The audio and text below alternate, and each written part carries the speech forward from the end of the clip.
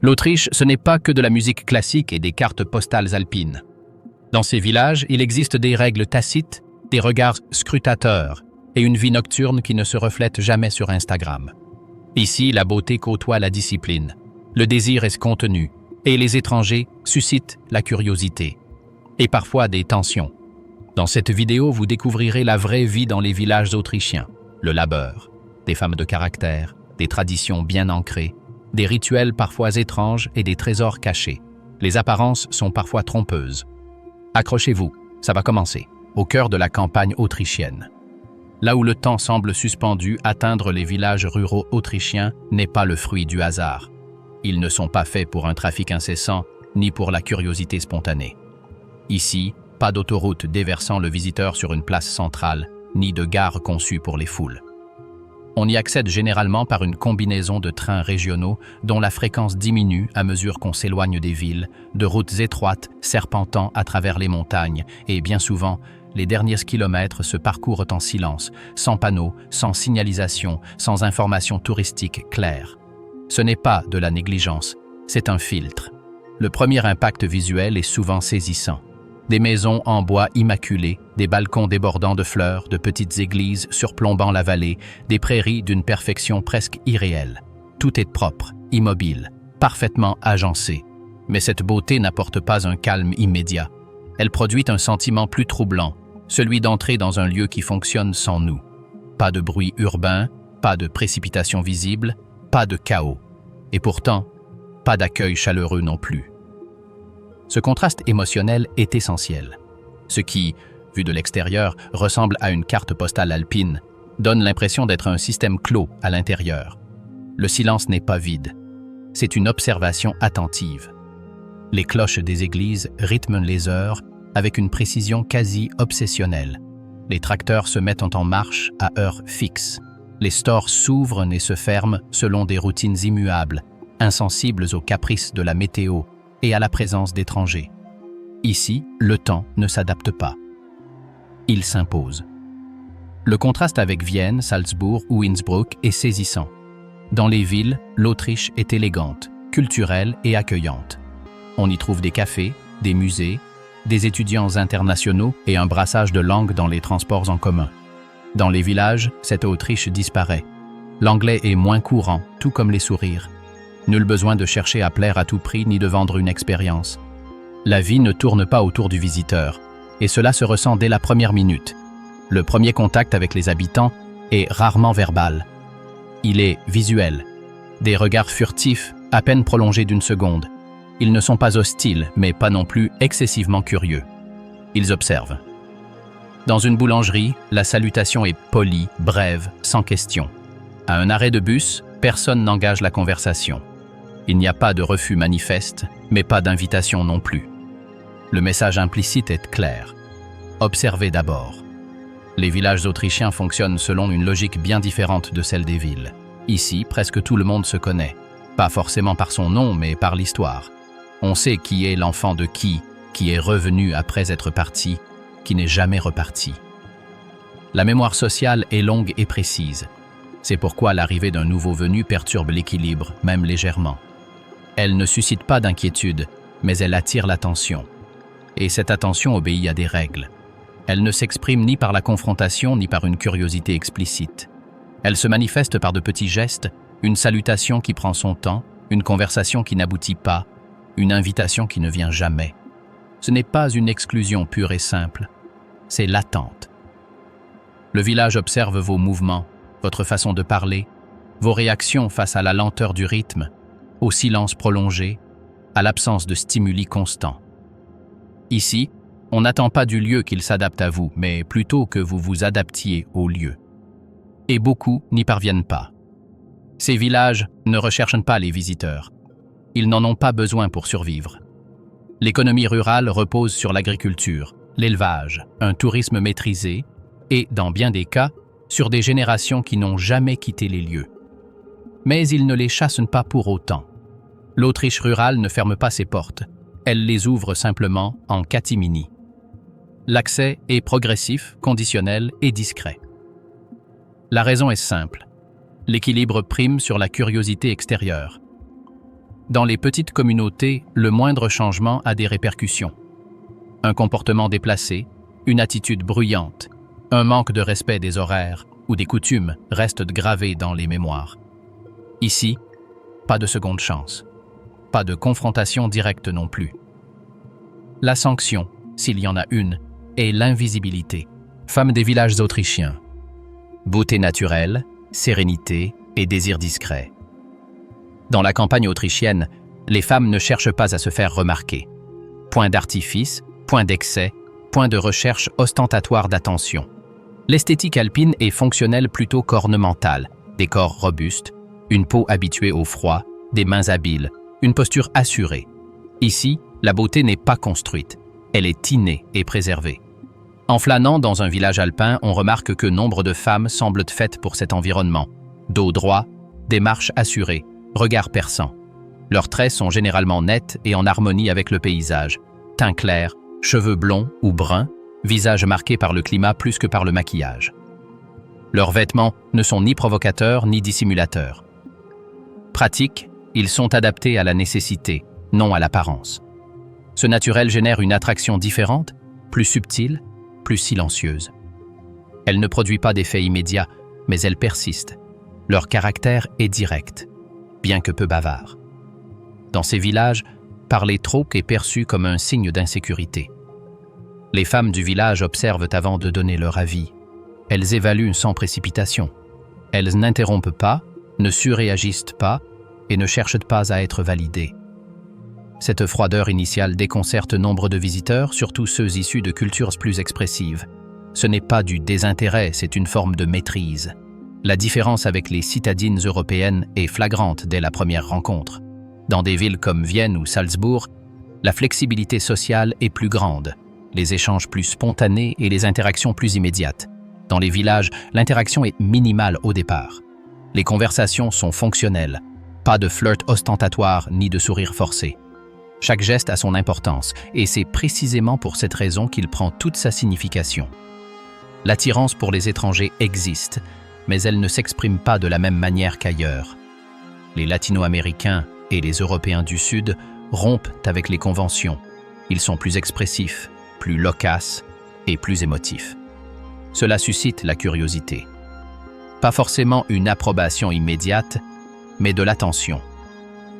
Ce contraste éveille l'intérêt, surtout lorsque l'étranger ne cherche pas à s'imposer ni à attirer l'attention, mais respecte le rythme local. Le langage corporel, c'est le véritable canal de communication. Des regards qui s'attardent une seconde de plus que d'habitude. Des silences, ni rompus, ni gênants. Une posture qui se tourne légèrement vers vous lors d'une conversation de groupe. De petits gestes, presque imperceptibles, qui, pour ceux qui savent les décrypter, en disent plus qu'une longue conversation. Ici, un regard soutenu vaut plus que 10 mots. Mais tout se déroule selon des règles tacites très claires. La réputation est primordiale. Une rumeur ne s'éteint pas facilement dans une petite ville.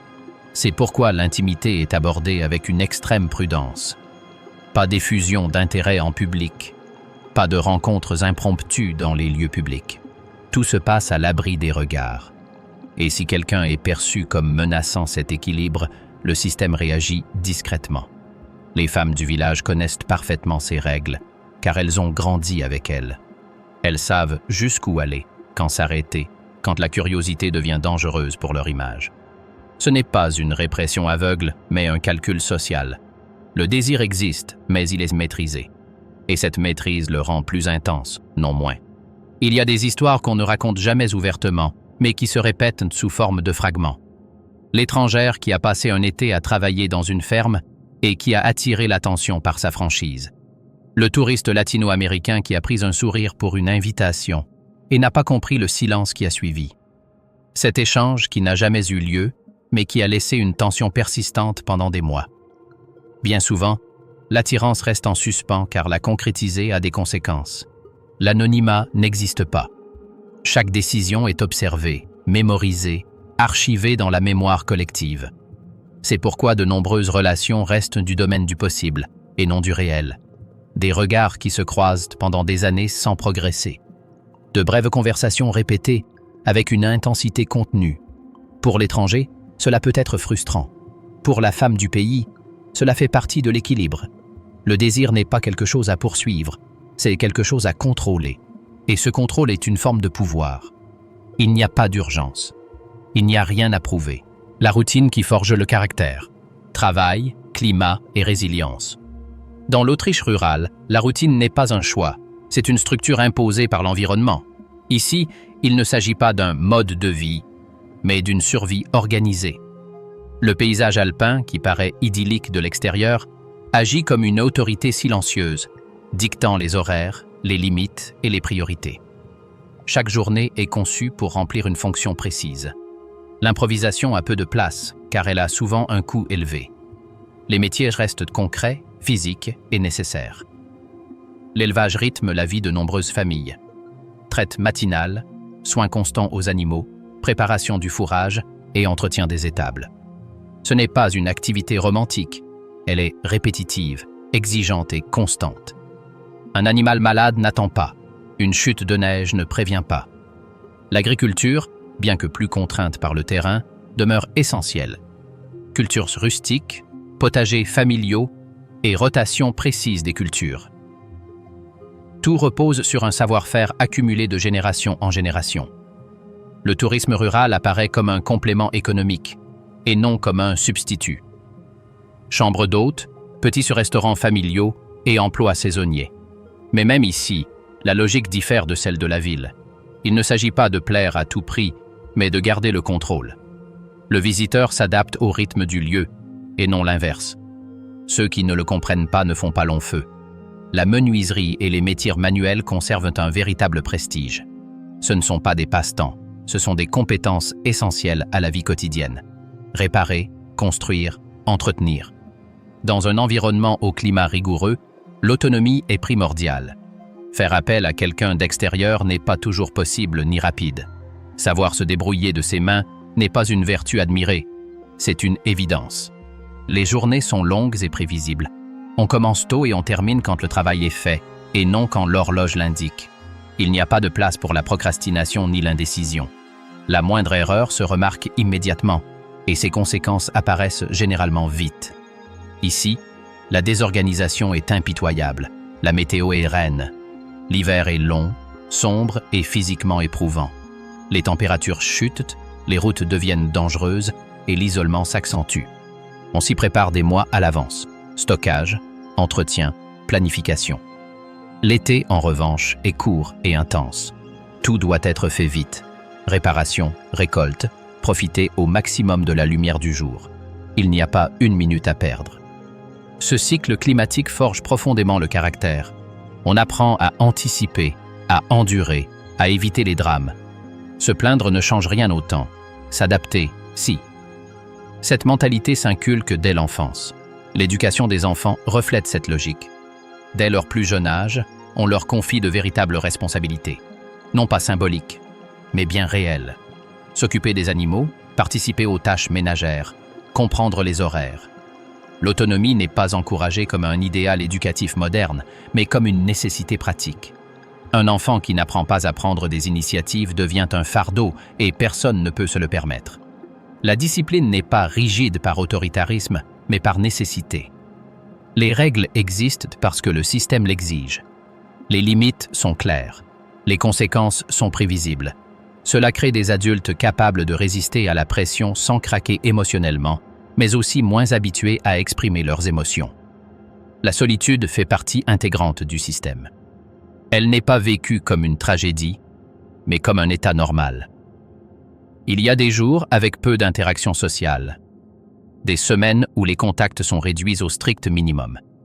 La communauté existe, mais elle est fermée.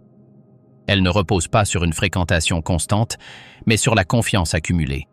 Il n'est pas facile d'y entrer, mais une fois intégrée, la loyauté est forte.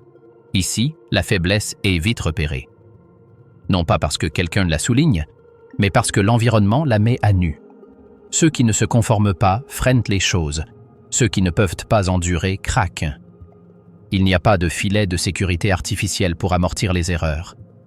C'est pourquoi ceux qui ne s'adaptent pas partent généralement discrètement. Étrangers dans les villages autrichiens. Curiosité, attirance et friction. Les villages ruraux d'Autriche ne figurent pas sur les itinéraires touristiques à la mode.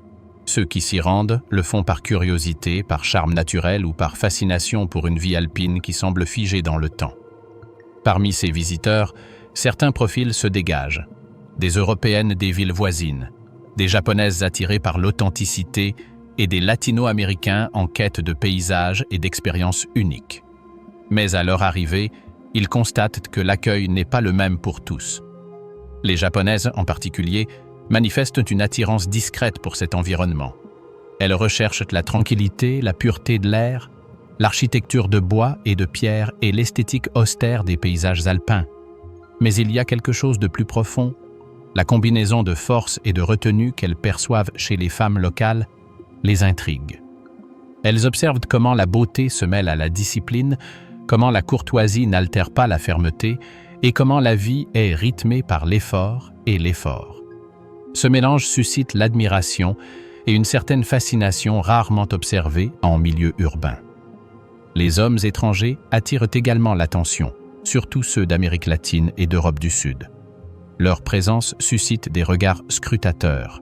On les étudie, comme si leurs forces, leurs gestes et leur mode de vie contrastaient fortement avec l'austérité et l'ordre du village. Les hommes du village interagissent rarement sans avoir d'abord sondé les intentions et l'attitude du visiteur. Une attirance peut naître, mais elle reste toujours contenue. Un geste, un regard, une brève remarque. Les visiteuses sont généralement perçues avec plus de subtilité. Curiosité et respect se mêlent à la surprise face à l'indépendance et au caractère des femmes du village. La comparaison entre étrangers et locaux est constante. Sophistication urbaine contre force rurale. Cette attirance discrète coexiste avec de solides barrières culturelles. Le moindre geste mal interprété, la moindre familiarité excessive, peut fermer des portes avant même qu'elles ne s'ouvrent. Saluer quelqu'un avec trop d'enthousiasme, plaisanter sur la vie rurale ou ignorer les règles de politesse peut suffire à provoquer un refus. C'est un territoire où la discrétion et le respect sont plus valorisés que le charisme ou le charme immédiat. Les malentendus sont fréquents. Nombre de visiteurs arrivent en espérant un accès rapide. Ils recherchent une interaction immédiate, de longues conversations, une amitié instantanée. Mais dans ces villages, le temps ne se plie pas aux exigences des touristes. Patience et observation sont essentielles. Ignorer ces règles, même tacites, crée une tension latente. Regard scrutateur, conversation avortée, invitation jamais tenue. L'erreur la plus fréquente est de croire que l'attirance, qu'elle soit née de la curiosité ou du désir, ouvre automatiquement les portes. Ici, rien n'est automatique. La beauté de la femme du village, la force de l'homme et la cohésion de la communauté ne s'achètent ni ne se donnent. Elles se gagnent lentement, avec respect, discrétion et une compréhension des codes non écrits. Les villages ruraux autrichiens sont, en un sens, des filtres vivants. Tout le monde n'y entre pas, et tout le monde ne comprend pas ce qu'il y découvre. Chaque rencontre avec un étranger est une petite observation silencieuse, et seuls ceux qui respectent la patience du lieu parviennent à voir au-delà des apparences. L'attirance existe, mais à des conditions strictes. Attention, observation et respect. Car ici, rien n'est dû au hasard et tout communique, même ce qui reste inexprimé. L'ordre invisible. Hiérarchie, réputation et mémoire impériale. Dans les villages ruraux autrichiens, tout fonctionne selon un système de hiérarchies invisibles sur les cartes et dans les guides touristiques. Aucun panneau n'indique qui est aux commandes, ni qui prend les décisions, mais le visiteur attentif perçoit immédiatement qui exerce une influence, qui est respecté et qui est simplement là. Cet ordre invisible repose sur l'ancienneté, la lignée, les noms de famille et la durée de présence d'une famille dans le village. Dans ces communautés où tout le monde se connaît, le poids de la réputation est presque palpable. Une erreur de jugement, une remarque déplacée ou une indiscrétion peuvent marquer une personne à vie. Ici, les noms de famille ne sont pas de simples étiquettes. Ils sont l'histoire vivante. Les familles fondatrices du village, celles qui ont cultivé la terre, construit les premières maisons de bois et de pierre ou perpétué des traditions séculaires, inspirent un respect tacite et inaliénable. Les nouveaux arrivants, même s'ils ont des ressources ou du charisme, commencent tout en bas de l'échelle, observant, apprenant et s'adaptant. Ils ne sont pas ouvertement rejetés, mais leur intégration repose sur le respect de codes tacites, les horaires, les traditions, et la volonté de ne pas perturber un fonctionnement établi depuis des générations. La réputation prime sur toute loi écrite. Une rumeur ou un acte transgressant, les normes ne requièrent pas de jugement formel, un regard collectif, un murmure, ou l'exclusion des réunions suffisent à faire comprendre la leçon. Dans ces villages, le silence est une punition. Nul besoin de confrontation. La communauté entière peut isoler quelqu'un sans un mot, et celui-ci comprend immédiatement sa position.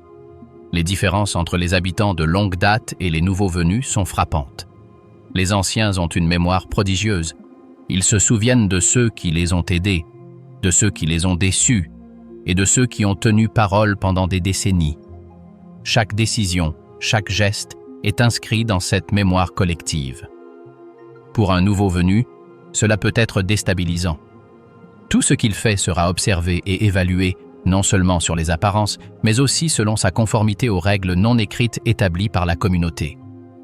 Les conflits, lorsqu'ils surviennent, se résolvent rarement par la confrontation directe. Point de besoin de discussion ouverte. Les codes de courtoisie, le respect et une observation discrète suffisent à corriger les comportements. Une remarque subtile, une invitation retirée ou un changement de ton lors d'une réunion communautaire suffisent à imposer l'ordre.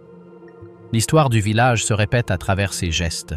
Les leçons se transmettent sans un mot et sa réputation demeure intacte. La hiérarchie se reflète également dans les événements sociaux. Qui s'assoit en premier à table, qui organise les fêtes, qui décide de l'utilisation des terres ou des ressources. Tout suit un schéma observé mais rarement expliqué. Le visiteur doit vite apprendre. Ignorer ces normes n'est pas seulement une faute de goût, c'est un avertissement silencieux. Il n'est pas encore intégré. Ce système invisible n'est pas oppressif juridiquement, mais il est éprouvant émotionnellement. La pression de tenir parole, d'agir discrètement et de respecter la mémoire collective est constante. Nul n'échappe au regard des autres. Chaque action compte, et chaque silence aussi est éloquent. La punition la plus efficace ne s'inflige ni par la force ni par les cris, mais par l'absence. Regard fuyant, exclusion des réunions, porte close. Chacun comprend presque instinctivement que sa place repose sur le respect, la patience et l'adaptation. Dans un milieu où tous connaissent l'histoire de chacun, toute tentative de perturber l'ordre établi est immédiatement perçue, et la réaction de la communauté est aussi précise que discrète.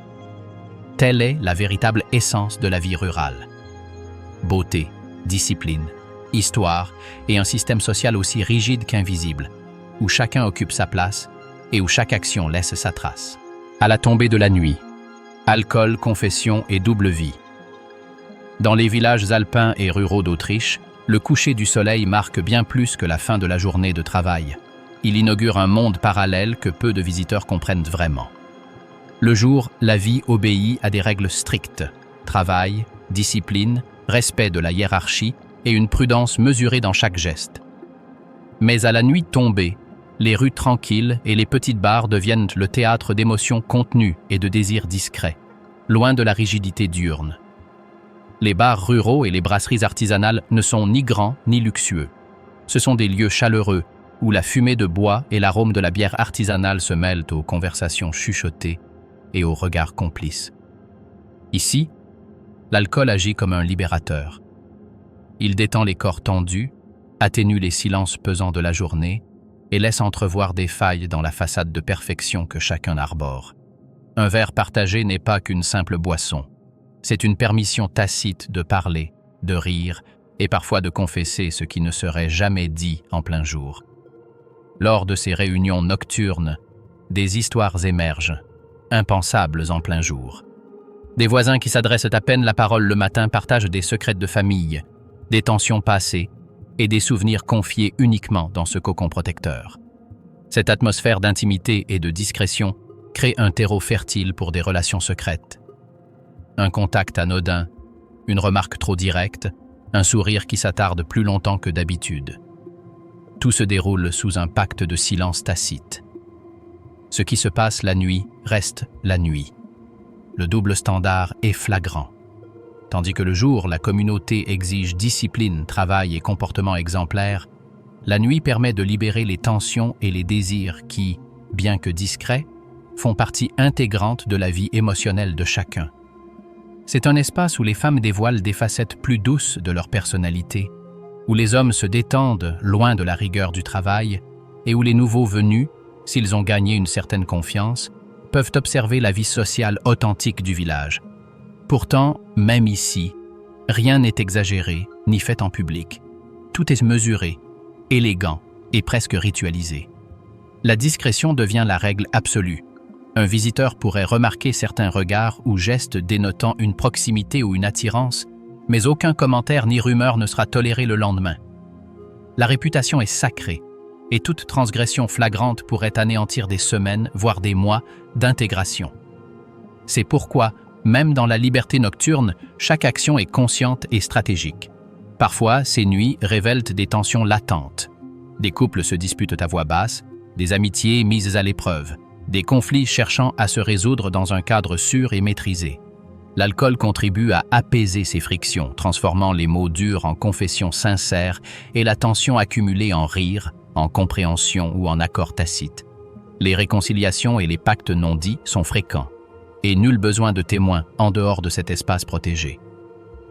Les étrangers arrivant avec des attentes touristiques ou par simple curiosité sont parfois surpris.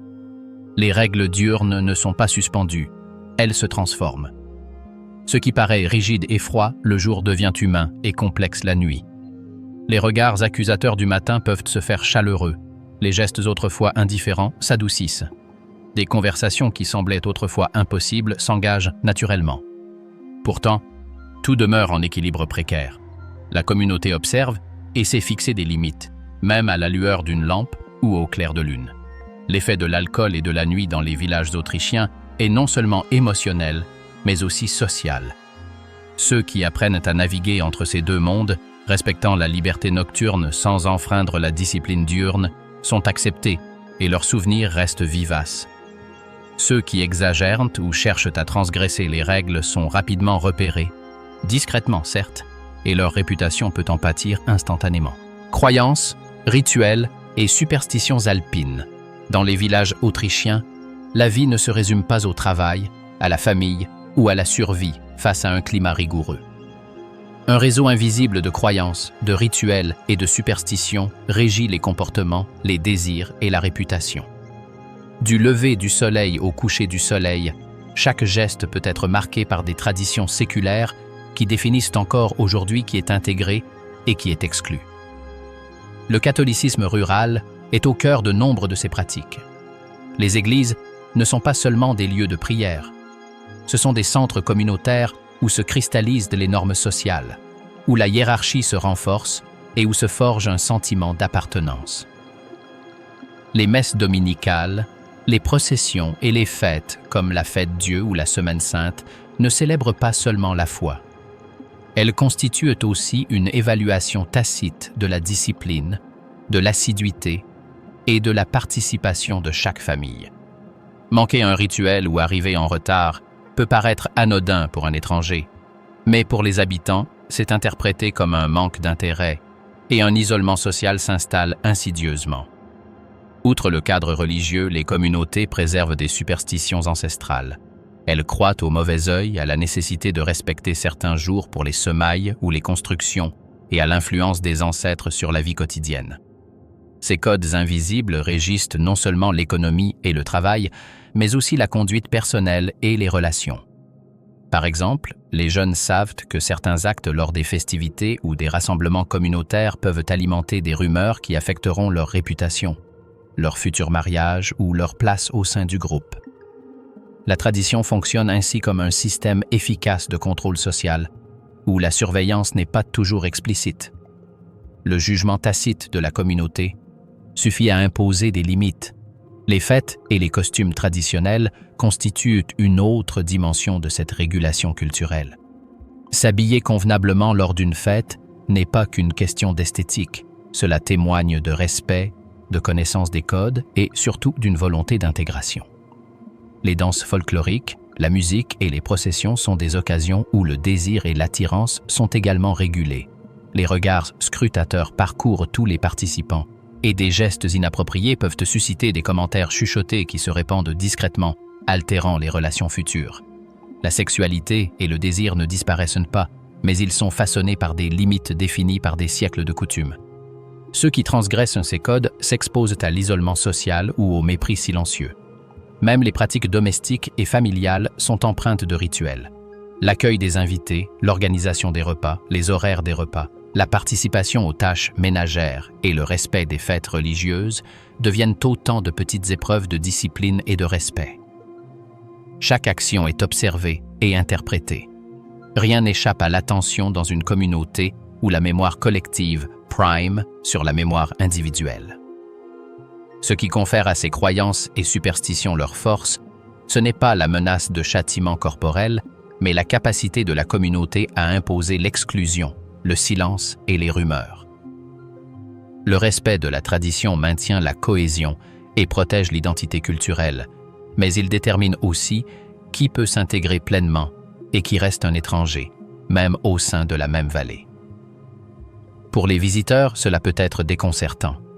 Un geste mal interprété, l'ignorance d'un rituel local ou un faux pas lors d'une fête peuvent faire basculer l'acceptation vers un rejet silencieux. Ici, la connaissance des traditions n'est pas facultative. C'est une condition invisible à la coexistence harmonieuse. L'Autriche rurale. Un paradis qui vous transforme ou vous rejette. Pénétrer dans les villages autrichiens, c'est comme franchir un seuil invisible. Soudain, la vie urbaine s'efface et chaque geste, chaque regard est scruté à l'aune d'une norme inexplicable, mais palpable. Ce n'est pas un lieu qui cherche à impressionner les visiteurs. C'est un écosystème social, physique et émotionnel qui valorise la discipline, la résilience et l'observation silencieuse. Ici, la routine n'est pas qu'un simple travail. C'est une école de caractère, et le silence est à la fois juge et maître. La vie dans ces villages est rythmée par un effort constant. Du lever au coucher du soleil, tout s'organise selon un rythme respectueux des montagnes, des saisons et de la communauté.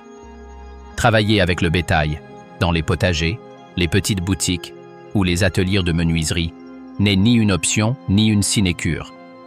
C'est l'épreuve quotidienne qui révèle qui a sa place et qui est exclu. La moindre faiblesse, la moindre erreur est immédiatement repérée. Le climat, et notamment les hivers longs et rigoureux, agit comme un filtre naturel.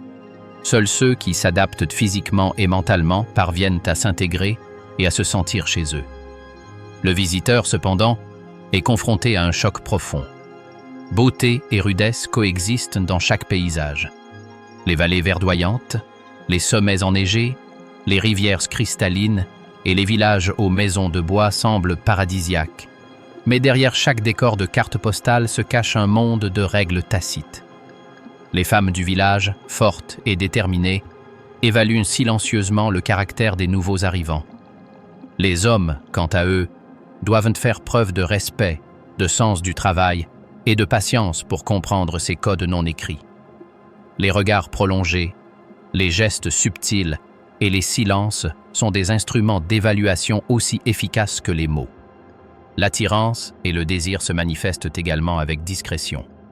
Dans ces villages, la sensualité ne s'affiche pas, elle se suggère. Les moindres gestes peuvent éveiller l'intérêt, mais toujours dans le strict respect des normes sociales. Les touristes européens, latino-américains ou japonais peuvent être séduits, mais ils découvrent rapidement que l'accès émotionnel et social ne se fait pas automatiquement. Il exige du temps, de l'observation et, surtout, le respect des règles tacites. Tension, frustration et apprentissage font partie intégrante de l'expérience. Ceux qui ne le comprennent pas repartiront avant d'en saisir le véritable rythme. L'impact émotionnel sur ceux qui parviennent à rester et à s'adapter est profond. La routine, la discipline et la vie communautaire façonnent le visiteur.